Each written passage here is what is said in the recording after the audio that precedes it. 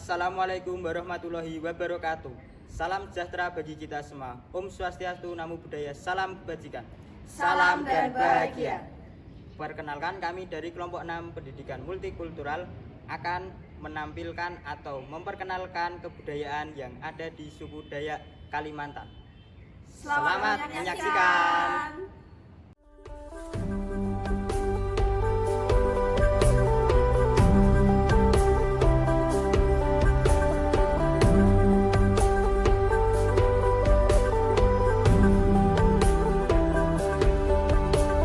Indonesia kaya akan budaya yang sangat istimewa. Di setiap pulaunya pun tentu memiliki keciri khasannya masing-masing. Suku-suku yang ada di dalamnya pun tentu memiliki beribu-ribu budaya yang sangat kental. Bicara mengenai budaya, Pulau Kalimantan memiliki kebudayaan yang sangat beragam. Dilihat dari suku yang ada di dalamnya saja sudah mencerminkan bahwa Pulau Kalimantan mengantongi banyak kebudayaan yang perlu kita ketahui dan banggakan. Salah satunya suku Dayak. Di video kali ini kita akan lebih mengenal secara singkat mulai dari pakaian adat istiadat, upacara, kesenian, dan juga makanan yang menjadi ciri khas suku Dayak. Adil Kak Talino, Bajuramin Kak Saruga, Basengat Kak Jubata. Itu adalah kalimat ucapan salam khas masyarakat Dayak yang mendiami Pulau Kalimantan, khususnya Kalimantan Barat. Secara harfiah, adil Kak Talino artinya bersikap adil sesama manusia. Bajuramin Kak Saruga artinya bercermin atau berpandangan hidup kepada surga.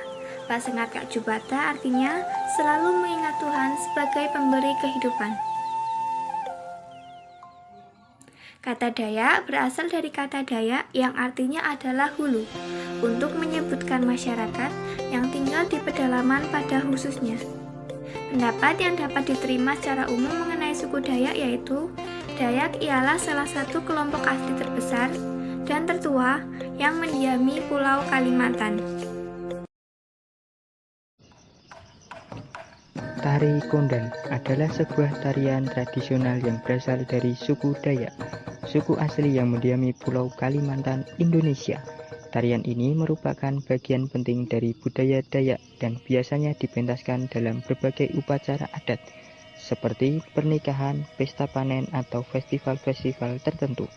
Tari Kondang biasanya dilakukan oleh sekelompok penari, baik pria maupun wanita, yang mengenakan pakaian tradisional Dayak yang berwarna-warni. Mereka juga mengenakan berbagai hiasan kepala dan aksesoris tari yang khas. Musik pengiring dalam tarian ini biasanya menggunakan alat musik tradisional Dayak seperti gendang, gong, dan suling.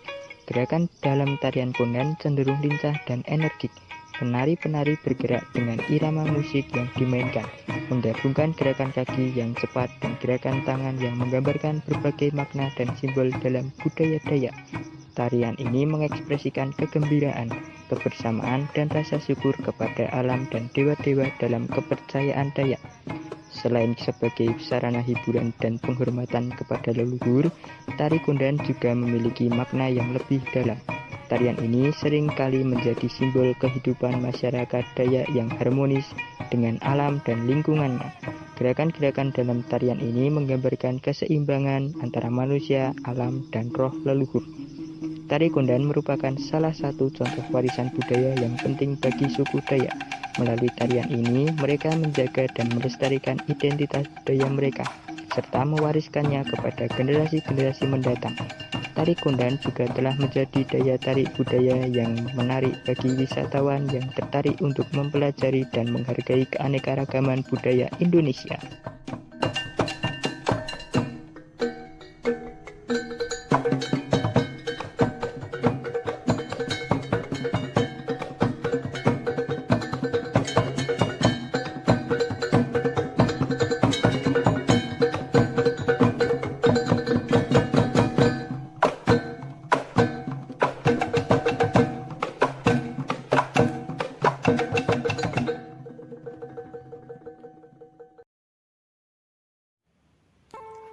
Telingaan Aru itulah sebutnya. Selama ini standar kecantikan kerap diukur dengan wajah yang cerah, kulit yang mulus, tubuh yang langsing, serta pipi yang tirus.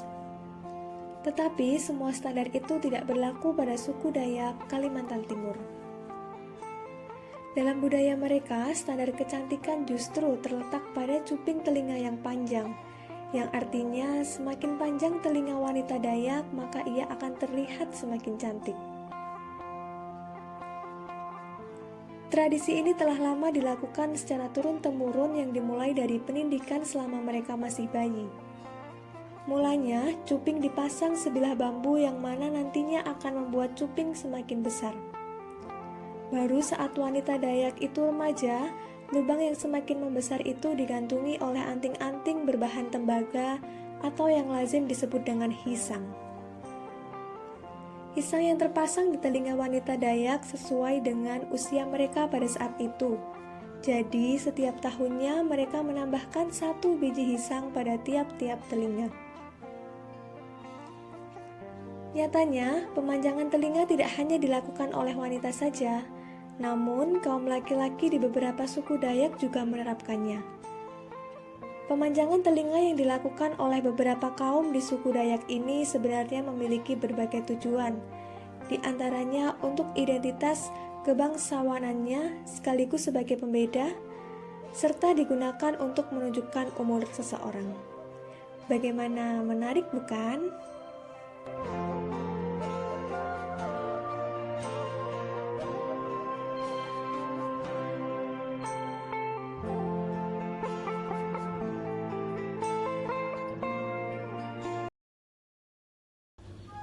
Hiasan kepala khas suku Dayak memiliki ciri khas memakai bulu burung enggang.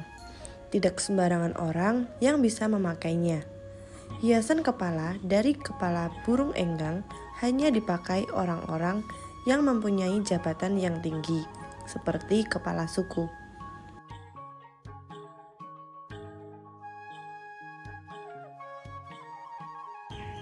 Selain itu, burung enggang juga dijadikan sebagai contoh kehidupan keluarga di masyarakat sekitar sana, agar senantiasa dapat selalu mencintai dan mengasihi pasangan hidupnya dan mengasuh anak mereka hingga menjadi seorang Dayak yang mandiri dan dewasa.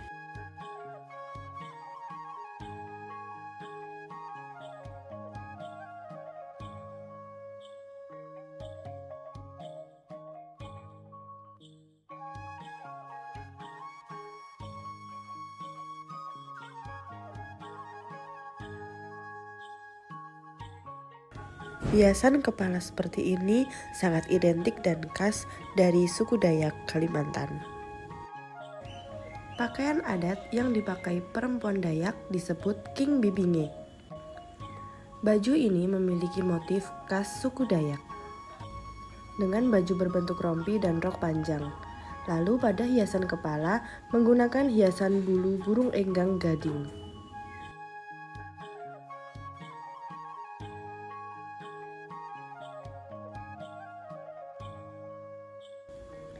Pakaian adat yang dipakai laki-laki Dayak dinamakan king baba.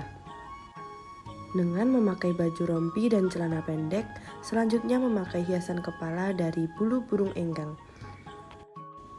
Bulu burung enggang dipilih karena warnanya yang indah dan teksturnya yang lembut.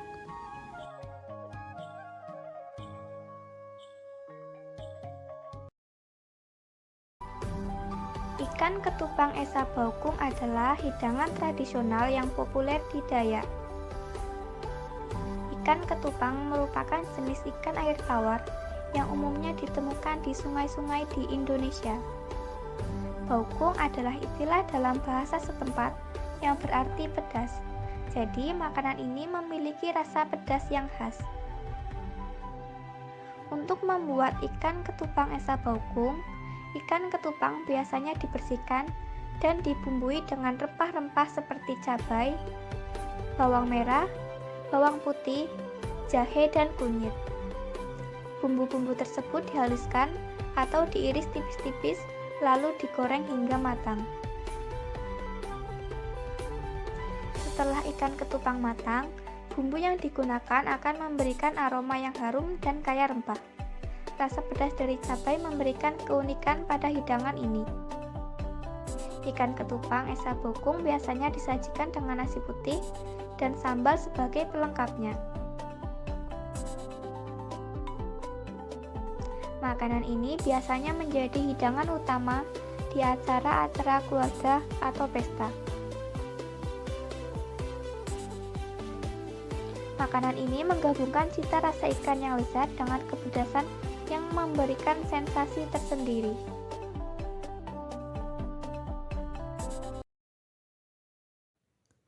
Masyarakat Dayak punya sebuah kepercayaan tentang dunia orang meninggal atau kematian, yaitu bahwa ketika manusia meninggal, rohnya akan beralih tempat ke dunia lain hingga kematian kedua tiba.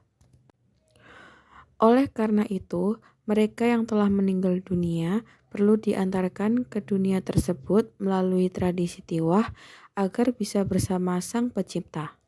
Menurut agama kepercayaan Kaharingan, ritual pemakaman tiwah merupakan upacara pemakaman yang dilakukan secara turun-temurun oleh suku Dayak dengan membakar tulang belulang leluhur atau keluarga yang telah meninggal dunia.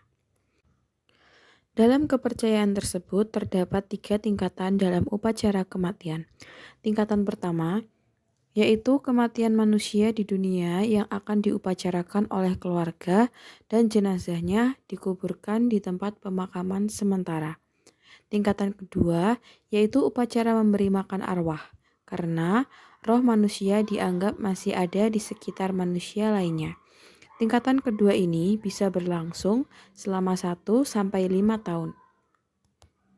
Yang terakhir, tiwah. Tiwah adalah upacara ketika tulang belulang manusia digali, dikumpulkan, dibakar, kemudian disimpan pada pemakaman tetap yang tidak menyentuh tanah. Salah satu rangkaian upacara dalam tradisi tiwah adalah ngajah, yang dilakukan dengan cara menyanyi sambil menari mengelilingi jenazah. Sementara itu, pemimpin upacara akan mengucapkan mantra-mantra. Selain itu, ada juga penombakan hewan kurban. Upacara pembakaran jenazah lebih bersifat simbolis sehingga tidak semua tulang belulang tersebut habis terbakar, dan sisa abu pembakaran tulang akan dibungkus ke dalam kain lalu kemudian diletakkan ke dalam gong. Sebelum akhirnya akan diangkat dan disimpan ke dalam sebuah tempat yang dinamai sandong.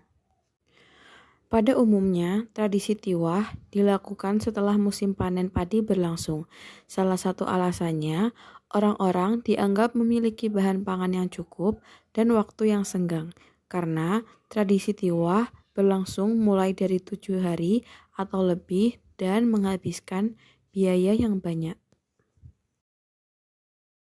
Sekian video dari kelompok kami, semoga bermanfaat dan jangan lupa like, Komen, share, dan subscribe. Terima kasih.